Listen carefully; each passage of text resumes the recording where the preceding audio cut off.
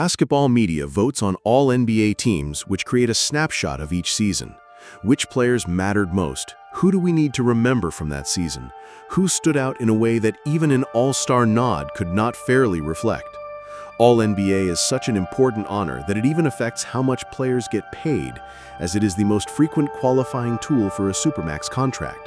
Aside from MVP and perhaps Defensive Player of the Year, it is the highest individual honor a player can receive in a given season. We've now played out 25 full NBA seasons this century. That means that a quarter of the 21st century is in the books, so we decided to look back on the last 25 years of basketball and ask ourselves those same questions. Who stood out? Who mattered? Who would we place on our own all-century teams?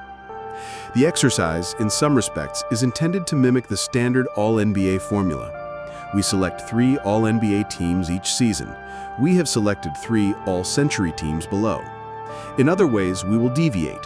Anything a player did starting on January 1, 2000 is fair game, including the playoffs. The NBA has gotten away from using positions in All-NBA voting, making it purely a method of ranking the 15 best players in a given season. We've gone the other way. Not only are we using positional designations, but specific ones. These teams will not feature 2 guards, 2 forwards, and a center. They will feature a point guard, a shooting guard, a small forward, a power forward, and a center. Why did we choose to format our teams this way? First of all, the positionless NBA is still a relatively new phenomenon. When the century began, positional designations still meant quite a bit.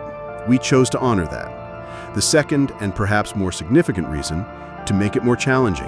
Every player was designated a specific position. The goal here was to force ourselves into the actual debates in which fans have been engaging for the last 25 years. And so with that in mind, here are our NBA All-Century teams as voted on by the CBS Sports NBA staff.